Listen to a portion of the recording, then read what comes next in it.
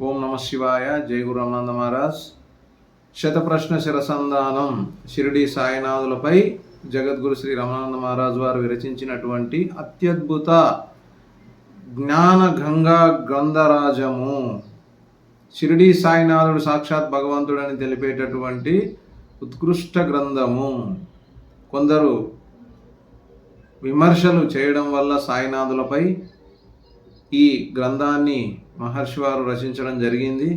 లోకానికి షిరిడి సాయినాథులే దేవదేవుడని ఎలుగెత్తి చాటడం జరిగింది. ఇప్పుడు మనం 5వ అధ్యాయాన్ని, దానికి సమాధానాన్ని మనం చూద్దాం. 5వ ప్రశ్నను, నేనే సాక్షాత్ భగవంతుడినని, ప్రతి జీవిలో అంతర్యామిగా ఉన్నానని నిరూపించినటువంటి సిద్ధారూఢుడైన సాయిబాబా వారిని మానవుడంటారా, దేవుడంటారా? ఇది క్వశ్చన్. ఆన్సర్ చెప్తున్నారు బాబావారు. ఈ విధంగా అంటున్నారు, నేను సర్వహృదయ నివాసినని, సర్వాంతర్యామినని ఆధ్యాత్మిక చరిత్రలో ఏ ఆచార్యుడైనా, ఏ పీఠాధిపతి అయినా, ఏ సన్యాసి అయినా లోకానికి ఎలుగెత్తి చాటాడా? లేదు అన్నది నగ్న సత్యం.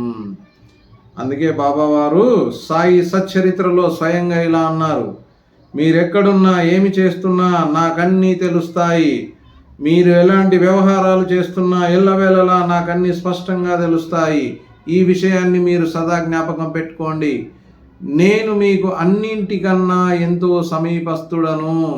నేను అందరి హృదయాల్లో ఉంటాను. ఈ దృశ్య ప్రపంచమంతా నా స్వరూపమే.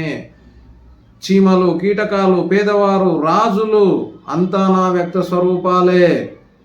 ఈ స్థావర జంగమాత్మక విశ్వమంతా నా ఆత్మస్వరూపమే అని బాబావారు తెలిపారు. ఈ విధంగా సాయిబాబా నేను మీ అంతర్యామినని, సర్వాంతర్యామినని, సర్వవ్యాపకుడనని మాటలతో కాకుండా చేతలతో నిరూపించిన సన్నివేశాలు సాయి సచ్చరిత్రలో కోకొల్లలుగా ఉన్నాయి. ఇది ఎవరికి సాధ్యం? ఒక్క దేవుడికే సాధ్యం. కాబట్టి షిరిడి సాయిబాబా అంటే నడయాడే సాక్షాత్ భగవంతుడు అని జగద్గురు శ్రీ రమణానంద మహారాజ్ వారు చెప్తున్నారు.